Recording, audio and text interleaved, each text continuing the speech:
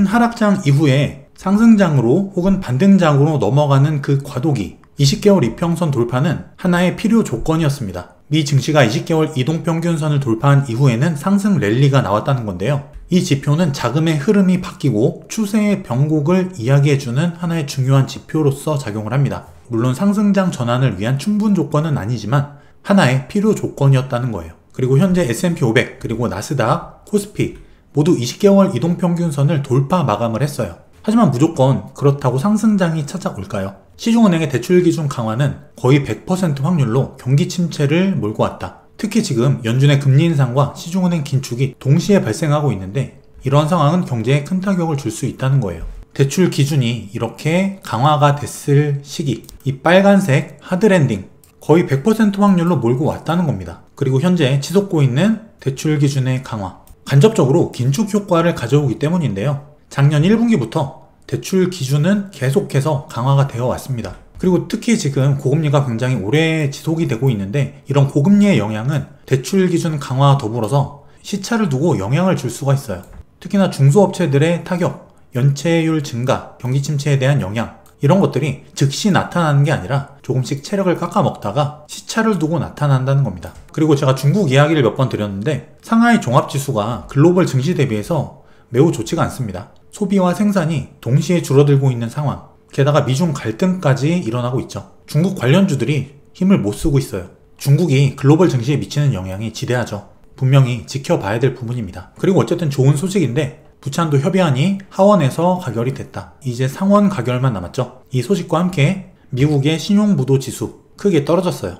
미국의 부도 위험이 크게 낮아졌다. 긍정적인 부분이긴 한데 그러면 이 부채한도 협상 그 다음은 어떻게 될까? 어떤 현상이 발생할까요? 부채한도가 협상이 되면 미국은 또 필요한 돈을 조달하기 위해서 국채를 발행할 수가 있습니다. 그렇게 되면은 국채를 발행하면서 시중에 있는 돈을 흡수하게 돼요. 물론 일시적이죠. 미국은 이 돈을 흡수해서 결국에 재정 재원으로 사용할 것이기 때문에 다시 그 돈을 시중에 뿌리게 될 겁니다. 어떻게 보면은 일시적인 긴축 효과가 있을 것이다. 일시적인 유동성 흡수 효과가 있다 라고 볼 수 있는 건데 어쨌든 이 돈은 결국 다시 시중으로 돌아오는 자금이기 때문에 일시적인 영향으로 보는 게 맞습니다. 하지만 어쨌든 일시적이나마 긴축 효과는 있을 수 있다는 거예요.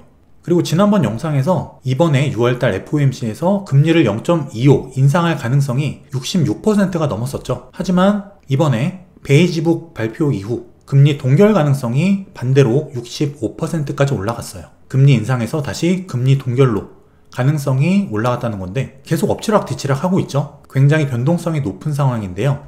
이번 베이지북 내용을 보면은 고용과 인플레가 완화되고 있다. 고용 증가세가 둔화되고 인플레이션이 둔화되고 있다 라는 언급이 있었어요.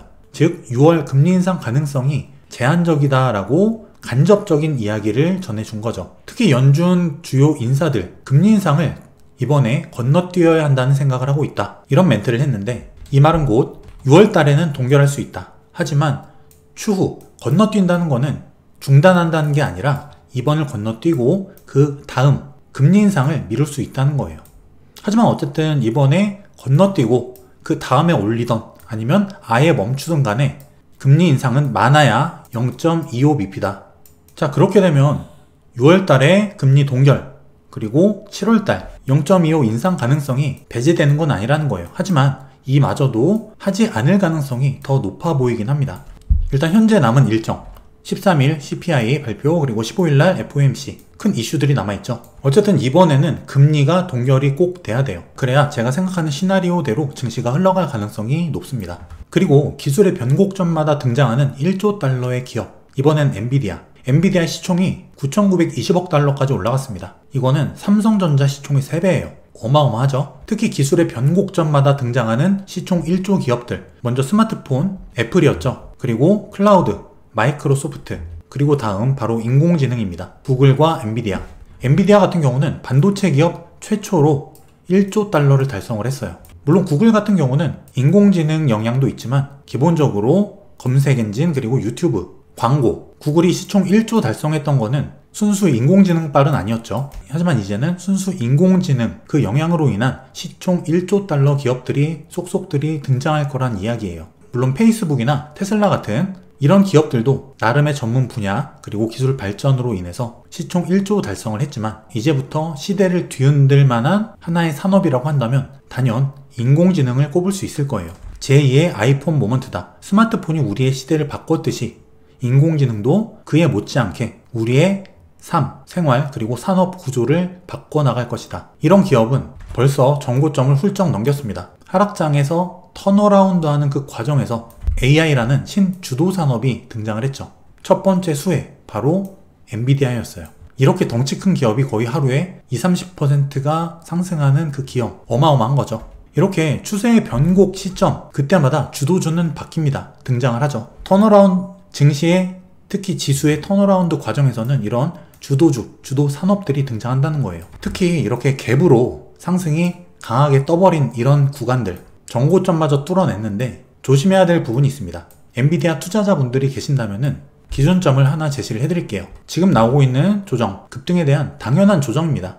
여기서 중요한 거는 주요 지지 구간인데 첫 번째 366달러, 두 번째 346달러. 이런 구간들이 깨지면 급락이 나올 수 있어요. 매물대가 받쳐주는 구간들이기 때문에 여기를 깨트린다면 급락 조정이 나올 수도 있다. 매수 매도 판단은 본인의 매수 단가, 그리고 비중, 투자의 기간, 성향에 따라서 달라지겠지만 어쨌든 투자 판단의 기준을 삼고 싶으신 분들이라면 단기적으로는 이 구간들을 눈여겨보시면 좋습니다. 그리고 코스피에 긍정적인 자료가 있어서 가져와 봤는데 이렇게 연도별로 잘 안 보이실 것 같은데 이런 순이익 있죠? 순이익이 매년 이렇게 등락을 거듭합니다. 그런데 2024년도에 급증하는 걸 알 수 있어요. 이 순이익과 이 코스피 지수를 보게 되면은 코스피 지수가 항상 코스피 순이익 증가에 앞서서 먼저 이렇게 상승해 왔음을 알 수가 있어요.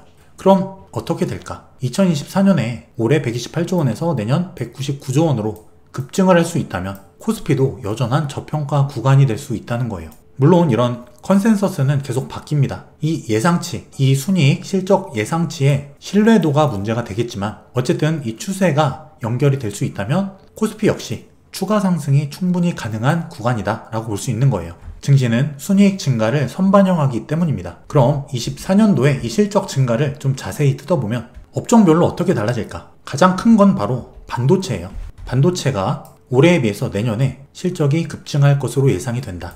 바로 반도체 사이클에 의한 순이익 급증이죠. 이 그림은 제가 수없이 보여드렸어요. 상승효과TV 구독자분들이라면 이미 잘 알고 계실 겁니다. 꿰고 계실 거예요. 이렇게 반도체 업종, 시클리컬 기업 같은 경우는 주가가 반도체 경기에 선행을 합니다.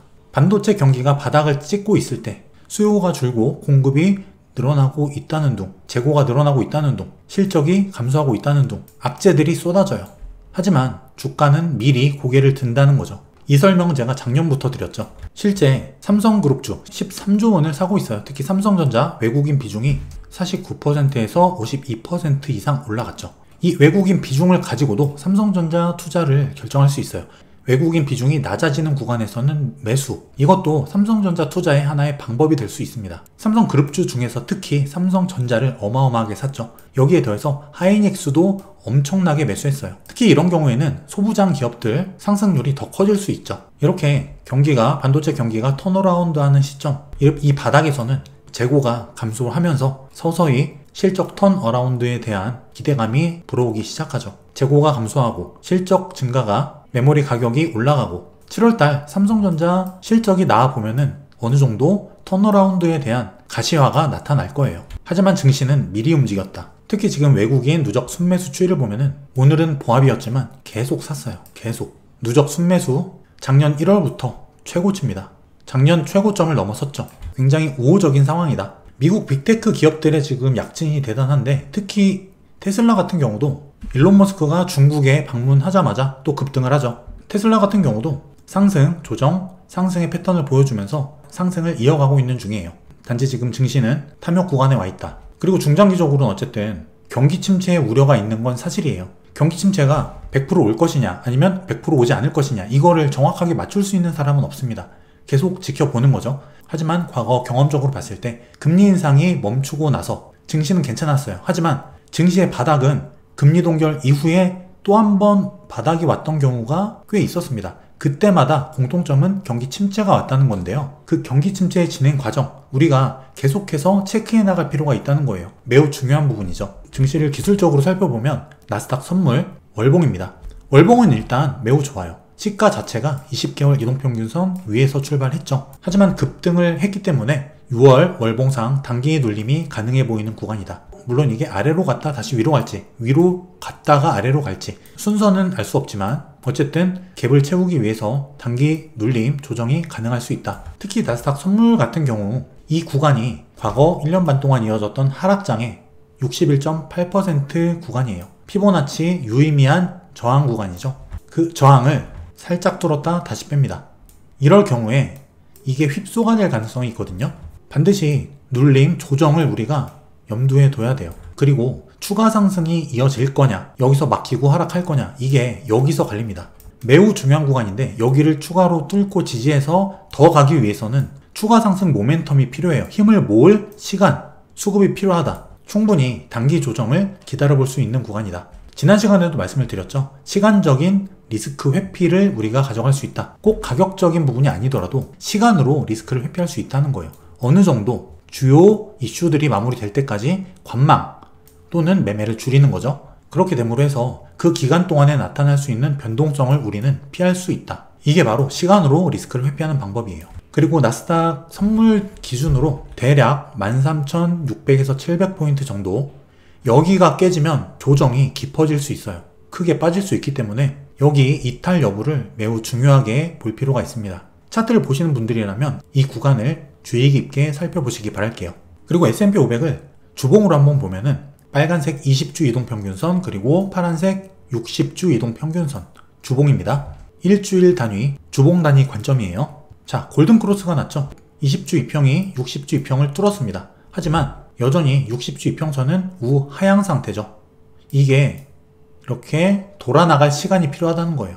이렇게 지금 당장 급등보다는 주가와 20주 이평선이, 이 60주 이평선이 이렇게 돌아 나오기를 기다려줄 시간이 필요하다. 주봉 4개가 있으면 한 달이죠. 4개, 5개 이런 단위로 한 달이 지나가기 때문에 이 60주 이평이 이렇게 돌아나가는데 걸리는 시간 몇 달 남지 않았습니다. 이렇게 이동평균선이 우상향 정배열의 과정으로 들어서고 있기 때문에 중기적인 흐름은 괜찮아 보인다.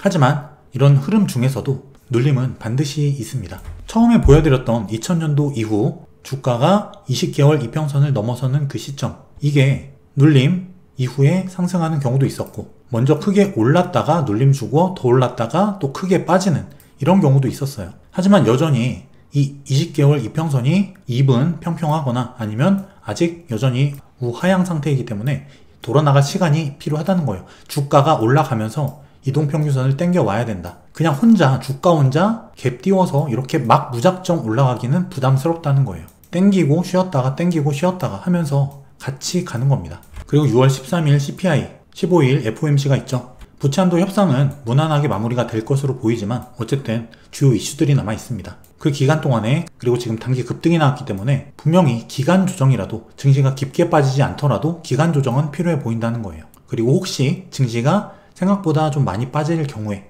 이 구간을 이탈한다면 큰 수준의 눌림도 우리가 생각해 봐야 된다. 그래서 이런 부분은 시간적인 리스크 회피로 우리가 벗어날 수 있다는 거예요. 마지막으로 투자 전략을 정리해 드리겠습니다. 먼저 주요 이슈들이 해결되어 가고 있는 과정인데, 그럼 그 이유는 어떻게 될까? 부채한도 협상 같은 경우에는 국채 발행 효과를 말씀드렸죠. 일시적인 긴축 효과를 가져온다. 그리고 6월 13일 CPI와 FOMC, 금리가 동결된다면 그 이후 중기적인 증시는 좋았을 확률이 경험적으로 높았다 말씀을 드렸죠. 하지만 그 이후에 경기 침체가 온다면 증시는 또 한 번의 큰 폭의 조정도 가능하다. 이거는 계속 지켜봐야 되는 부분이에요. 트래킹을 해야 됩니다. 하지만 현재까지는 흐름이 나쁘지 않아 보인다. 그리고 이렇게 증시의 턴어라운드 과정에서는 특히 큰 하락장이면 하락장일수록 시대적인 사이클이, 시대 주도주가 발생한다는 거예요. 코로나 직후에 우리나라도 그랬죠. 바이오, 그리고 네이버, 카카오 같은 빅테크, 삼성전자도 그 이후에 크게 올랐죠. 미국 증시 같은 경우도 테슬라 어마어마하게 올랐습니다. 그 외 빅테크들 말할 것도 없죠. 그리고 지금 1년에서 1년 반에 걸친 하락장 끝에 그 턴어라운드 과정에서 나오는 주도주들, 우리나라만 해도 2차전지 어마어마하게 올랐습니다. 그리고 반도체 올라가고 있고, 미국 같은 경우도 애플 같은 빅테크 상승률이 어마어마하죠. 빅테크 외에 타 기업들의 상승률은 정말 얼마 되지 않습니다. 이게 조금 우려가 되는 부분이에요. 너무 쏠림 현상이 과하다. 하지만 어쨌든 반도체나 이런 AI 관련주들이 현재 증시를 이끌고 있다. 이렇게 항상 나오는 이 주도주와 주도 업종에 대한 이해, 이게 반드시 있어야 돼요. 큰 수익은 항상 주도주와 주도 산업에서 발생한다는 사실을 잊으시면 안 돼요. 그리고 6월달은 어쨌든 단기적인 눌림이 충분히 가능해 보이는 구간이라는 거예요. 먼저 위로 갔다 아래로 갈지, 아래로 갔다 위로 갈지 알 수는 없지만 어쨌든 지금 현재 단기 상승이 과했기 때문에 분명 시간적으로 리스크를 회피할 만한 구간이라는 거예요. 물론 위로 먼저 쐈다가 떨어질 가능성도 배제할 수는 없고 조정이 생각보다 얕을 수도 있어요. 하지만 저 같은 경우는 이런 방식으로 투자를 하고 리스크를 회피한다는 부분을 말씀드리는 겁니다. 그리고 말씀드렸듯이 아까 그 주요 구간 이탈 시 엔비디아도 말씀드렸죠. 그리고 미국 증시 같은 경우도 나스닥 선물지수 기준으로 해당 구간을 깼을 때 조정의 폭이 커질 수 있다. 매우 중요한 부분입니다. 그리고 그러한 리스크는 시간으로 우리가 회피를 할 수 있다. 단기 급등주에 엔비디아 꼭지점에서 사신 분도 여러분 제가 봤는데 저 같은 경우는 그런 투자는 안 합니다. 일단 급등을 했다면 더 가더라도 놓아주는 편이에요. 왜냐? 주식은 싸게 사는 게 가장 중요하기 때문입니다. 급등하면 급등할수록 리스크가 높아지죠. 그렇다면 산다면 비중을 조절할 수 있어요. 눌릴 때를 기다리거나 아니면 꼭 지금 사야겠다면 비중을 100% 들어가는 게 아니라 들어가는 비중을 줄일 수 있는 거죠. 자금을 적게 사는 것, 분할 매수로 접근하는 것, 이런 게 방법이 될 수 있습니다. 물론 지금 급등한 다음에 더 갈 수 있지만 이거는 운의 영역이에요. 우리는 투자를 매뉴얼, 원칙대로 해야 된다고 말씀드렸죠. 이러한 경우에 난 이렇게 투자해.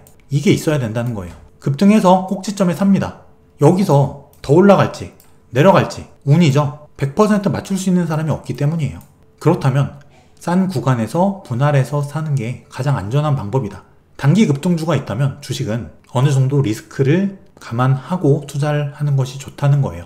그리고 만약에 여러분들이 갖고 계신 현금이 있으시다면 6월달 조정이 발생했을 때 그때 매수 관점으로 접근하는 게 좋아 보입니다. 물론 조정이 나왔을 때 이게 어디까지 눌릴지 이건 알 수는 없어요. 그렇기 때문에 이건 어떤 방식으로 진행을 할 수 있냐면 시간을 놓고 이렇게 시간에 맞춰서 시간을 분할해서 매수하는 방법, 혹은 가격을 정해놓고 하락에 따라 매수하는 방법, 시간과 가격의 개념을 가지고 분할 매수가 가능하다는 겁니다.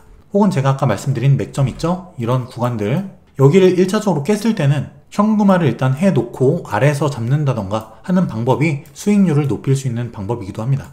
이거는 근데 트레이딩 개념이 있으신 분만 가능하겠죠. 자, 이렇게 지금 추세가 턴어라운드 되어가는 과정에 있는데 이 과정에서는 조정이 필수적으로 나옵니다. 이거는 나쁜 게 아니에요. 자연스러운 겁니다. 이렇게 가는 증시는 없다고 말씀드렸죠. 가더라도 이게 정상적이라는 거예요. 5월 월봉 마감이 그래도 20개월 선 다 넘어서 마감을 했기 때문에 일단 긍정적입니다. 하지만 살짝 아쉬운 게 있다면 S&P 500 같은 경우는 그냥 살짝 겨우 넘은 거예요. 좀 시원하게 이렇게 장대 양봉으로 이런 윗꼬리가 좀 적은 상태에서 마무리했다면 좀 더 좋았을 텐데 이런 부분 좀 아쉽지만 어쨌든 전부 다 돌파 마감을 했기 때문에 일단 눌림이 온다면 매수 관점으로 잡아볼 만하다. 자, 경기 침체와 증시의 상승 랠리 그 사이에서 굉장히 어지럽고 변동성도 높고 쉽지 않은 장세예요. 정말 어려운 장세입니다. 오히려 이런 구간 있죠? 바닥 구간, 밸류에이션이 확실히 쌌던 구간, 이런 구간은 별로 어렵지가 않아요. 공포는 있겠지만 싸기 때문에 그냥 모아가면 됐죠. 하지만 지금은 많이 어느 정도 올라왔고 밸류에이션이 평균을 넘어갔기 때문에 미국 증시 같은 경우는 다소 어려울 수 있는 구간이라는 거예요. 여기서 중요한 거는 수익률의 극대화도 중요하지만 우리의 본전, 원금을 지키는 것 매우 중요하다는 거예요. 6월달 누구에게는 수익률을 극대화할 수 있는 좋은 기회가 될 수 있습니다. 조정이 나온다면 분할 매수의 관점으로 충분히 접근할 만한 장세로 보고 있다. 그리고 증시가 조정 후에 다시 간다면 상승 파동이 한 번, 두 번 크게 나온 이 지점부터는 다소 조심할 필요는 있어요. 이 구간이 오면 또 말씀을 드리겠지만 여기서부터는 큰 폭의 하락도 우리가 감안을 할 수 있어야 된다는 거예요. 일단 증시를 지켜보면서 지속적인 브리핑을 드리겠습니다.